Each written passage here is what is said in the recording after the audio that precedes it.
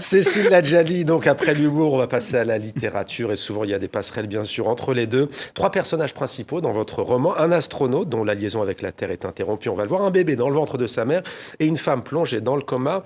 Alors on va voir qu'il y a un point commun entre eux, mais d'abord une date, 11 septembre 1995, au-dessus de nos têtes, Soyouz qui ne répond plus. D'ailleurs, ironie de l'histoire, cette semaine, Soyouz, vous ne le saviez pas, mais a eu un incident et une avarie. Mais tout se passe bien, les astronautes sont sur la Station spatiale internationale, ils vont bientôt revenir sur Terre.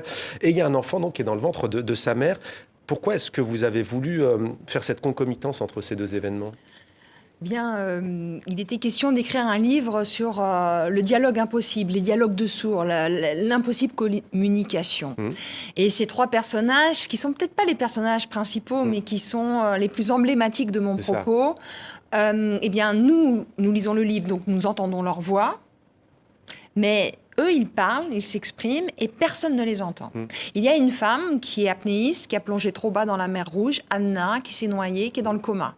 Elle est hospitalisée à Tel Aviv en soins intensifs. Elle entend tout le monde autour d'elle dans la chambre. Mais elle, personne ne l'entend. Elle pense pourtant. Et elle va être débranchée. C'est une tragédie. Il y a un bébé dans le ventre de sa mère. Il y a toute une réflexion sur la vie intra-utérine, etc. Le bébé entend tout ce qui se passe autour de lui. Il pense, il a une parole. C'est vrai d'ailleurs. C'est la littérature qui permet des choses comme ça. Mais personne ne l'entend, ce bébé, évidemment. Et puis, il y a également Phil Anders, un astronaute qui est dans la navette Soyouz et qui, au moment de son entrée dans l'atmosphère, entend Houston, communique avec Houston, mais Houston ne l'entend plus. Pour lui, ça va se terminer un peu mieux. Et tous ces personnages ont évidemment des rapports. Le bébé, il va s'appeler Tom. Et il s'appelle. Et des années plus tard, et c'est lui le narrateur de l'histoire. C'est le narrateur. Et il va devenir psychiatre dans un hôpital, vous l'avez dit, près de Tel Aviv en Israël, spécialisé dans la recherche sur l'inaudible, et il va soigner Ephraim Steiner, un musicien octogénaire, et Rochane, une jeune Palestinienne qui souffre d'un déni de grossesse. Où avez-vous trouvé cette source d'inspiration ? Mais surtout la question, vous avez parlé de dialogue de sourds, entre guillemets. Pourquoi avoir ancré cette histoire dans cette région du monde conflictuelle ?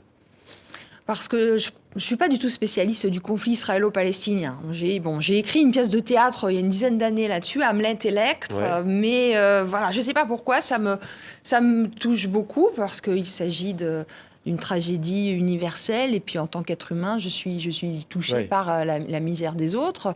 Je suis attirée et aimantée par ce lieu-là du monde. Je suis invitée bientôt là à Jérusalem, Tel Aviv et Haïfa. J'y ai jamais mis les pieds, mais pourtant, voilà, j'ai essayé de tout incarner là-bas. Mais de quoi c'est emblématique, justement, de dialogue de sourds, mais aussi peut-être cette possible réconciliation permanente. C'est ce qu'on espère. Ce qui est terrible avec cette guerre qui existe depuis plus de 60 ans maintenant, c'est qu'elle est fratricide. Ce sont des gens qui se ressemblent beaucoup et qui pourtant se détestent. Et l'issue, on n'en voit pas la fin.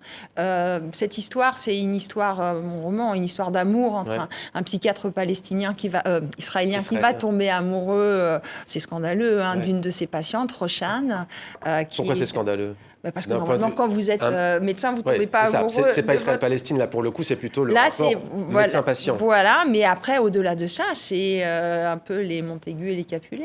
C'est vraiment les familles ennemies qui tombent, les deux camps qui tombent amoureux l'un de l'autre. Mais ça ne va pas être un long fleuve tranquille, cette histoire d'amour. La fin n'est pas béate, n'est pas angélique.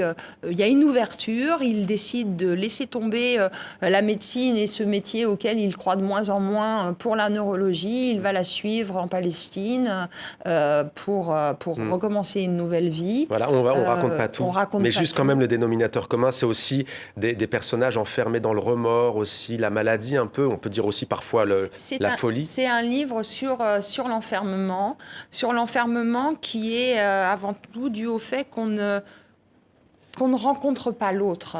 Le dialogue avec l'autre, la rencontre authentique avec la parole et la pensée de l'autre, c'est ce qui nous permet de sortir de nous-mêmes. Et les personnages sont très souvent autocentrés, enfermés en eux-mêmes. Et je dois parler du contexte de rédaction de ce roman. Je l'ai écrit pendant la période du confinement, où j'ai énormément souffert de cette claustration, de cette solitude, de cet isolement forcé.